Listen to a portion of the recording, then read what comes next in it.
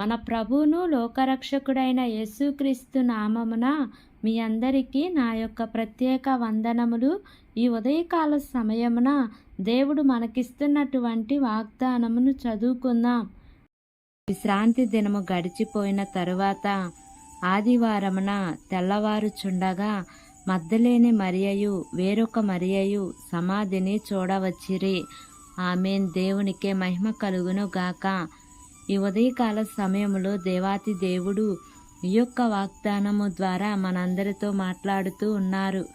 ఈ యొక్క వాక్యమును మనం జ్ఞాపకం చేసుకుంటే, గుడ్ ఫ్రైడే రోజున యేసుక్రీస్తు ప్రభువారు కల్వరిగిరిలో నింగికి నేలకు మధ్యన వేలాడుతూ ఆయన శిలువయాగమైన తరువాత ఆయన తన ఆత్మను తన తండ్రికి అప్పగించారు.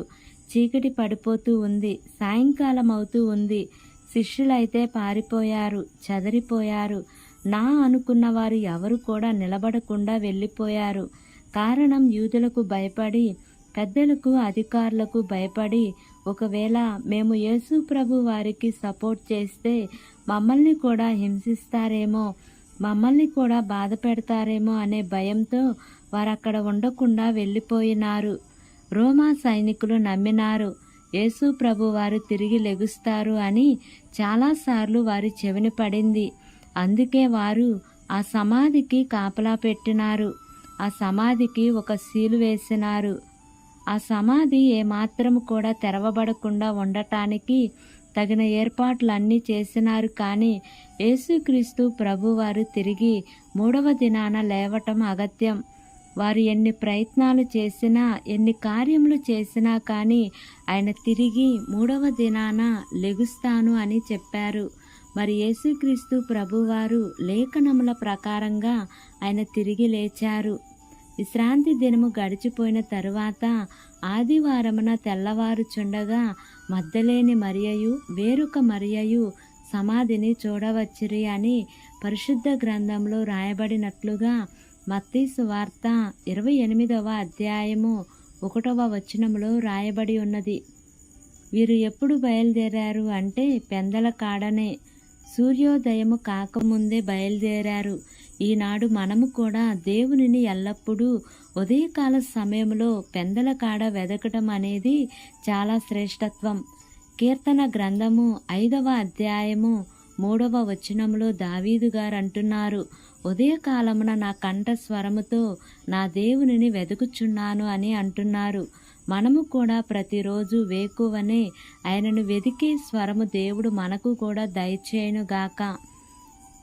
మార్కు సువార్త 16వ అధ్యాయము 6వ వచనములో ఉన్న ప్రకారంగా అక్కడ వారు కలవరపడ్డారు. ఎందుకు అంటే యేసుక్రీస్తు ప్రభు వారి సమాధి వద్దకు వారు వెళ్ళినప్పుడు వారికి ఖాళీ సమాధి కనబడింది.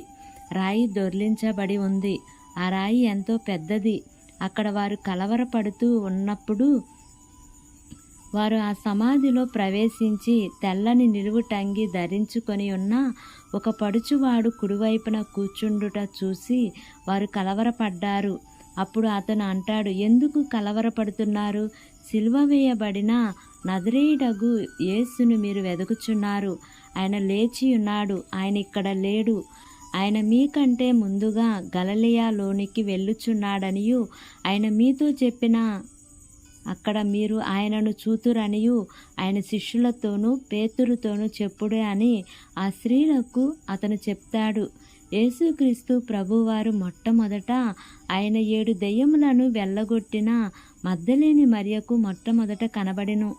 తరువాత 11 మంది శిష్యులకు భోజనమునకు కూర్చున్నప్పుడు ఆయన వారికి ప్రత్యక్షమవుతాడు. ఈ విధంగా యేసుక్రీస్తు ప్రభువారు మరణించి తిరిగి 3వ దినాన లెగుస్తారు. దేవుడు ఈ వాగ్దానము మనందరి జీవితములలో నెరవేర్చబడును గాక. ఆమేన్. ప్రార్థన చేసుకుందాం. ప్రేమ కలిగిన యేసయ్య, కృప కలిగిన దేవా, నీకు వందనాలు తండ్రి. నీకు స్తోత్రములు ప్రభువా. ఇంతవరకు నీ కృపలో మమ్మల్ని కాచి కాపాడిన విధానాన్ని బట్టి నీకు వందనాలు ప్రభువా. ఈ ఉదయకాల సమయంలో మీరు మాకిచ్చిన ఇట్టి వాగ్దానాన్ని బట్టి నీకు వందనాలు ప్రభువా.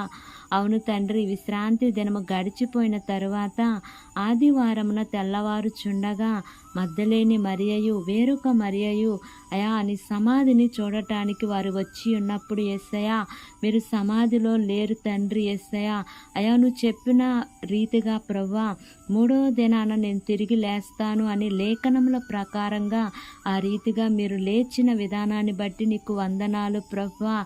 అయా నీకు స్తోత్రములు ప్రభువా. మమ్మల్ని జ్ఞాపకం చేసుకోండి అయ్యా. ఈ ప్రార్థనలో ఏకీభవించిన ప్రతి కుటుంబాన్ని జ్ఞాపకం చేసుకోండి అయ్యా.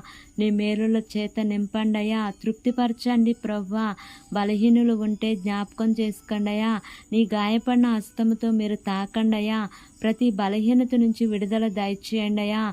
చదువుకుంటున్న బిడ్డలను జ్ఞాపకం చేసుకోండి యేసయ్యా. వారి యొక్క స్టడీస్లో మీరు తోడుగా ఉండండి అయ్యా.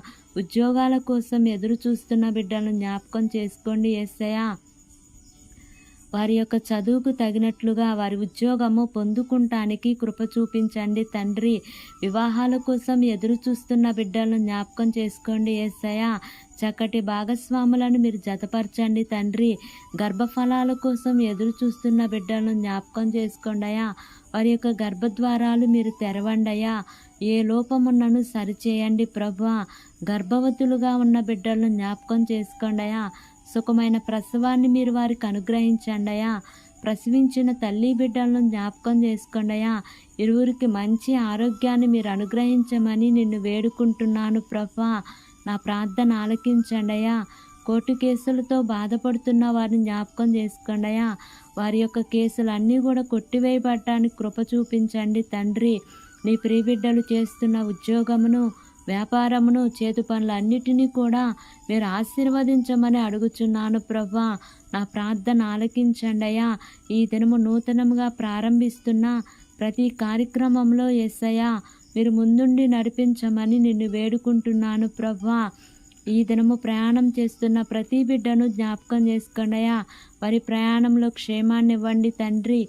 మార్గమధ్యంలో యేసయ్యా నీ దేవదూతల కాపుదల నీ ప్రియబిడ్డలకు తోడుగా ఉంచమని నా ప్రార్థన ఆలకించమని నజరేయుడైన యేసు అతి పరిశుద్ధ నామమున అడిగి వేడుకొని పొంది ఉన్నాము తండ్రి.